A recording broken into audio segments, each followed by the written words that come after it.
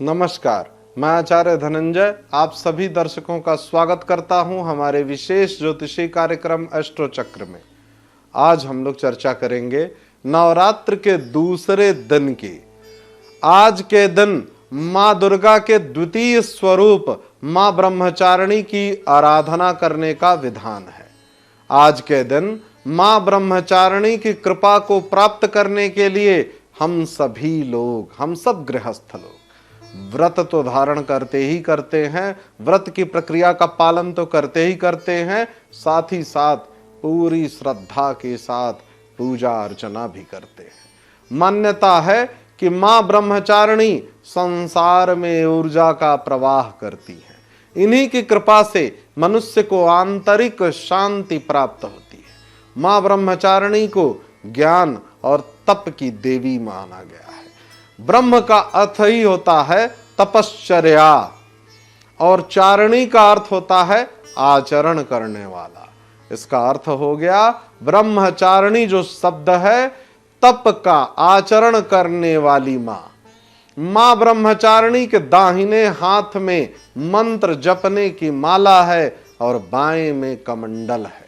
ऐसी प्राचीन काल से मान्यता है जो कोई भी जातक सच्चे हृदय से मां ब्रह्मचारिणी की पूजा करता है उनको धैर्य के साथ साथ ज्ञान की प्राप्ति भी होती है।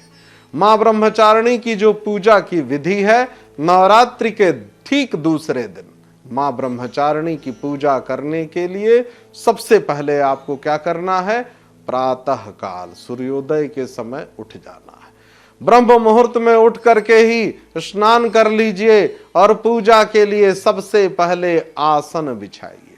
आसन में भ्रमित नहीं होना है, कंबल हो जाए तो भी चलेगा। यदि आपके पास आसन है तो सर्वश्रेष्ठ कुशा का आसन और ऊनी वस्त्र जो होते हैं उनका आसन सर्वश्रेष्ठ माना गया है। इसके बाद आसन पर बैठ करके मां की पूजा करिए और सामान्य पूजा करिए। आपका ध्यान केंद्रित हो श्रद्धा में, भक्ति में। मां को फूल, अक्षत, रोली, चंदन अर्पित करिए। ब्रह्मचारिणी मां को भोग स्वरूप पंचामृत अर्पित करिए। माता को शक्कर या पंचामृत बहुत ही प्रिय है। मां को पान, सुपारी, लौंग अर्पित करिए। ठीक इसके उपरांत ब्रह्मचारिणी मां के मंत्रों का जप करिए। एक सरल मंत्र आप सभी दर्शकों को मैं बता देता हूं।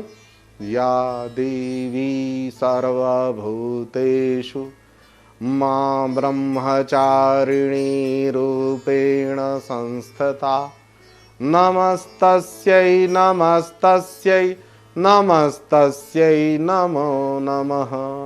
इस मंत्र का जप करिए, ध्यान पूर्वक करिए और फिर मां की आरती करिए।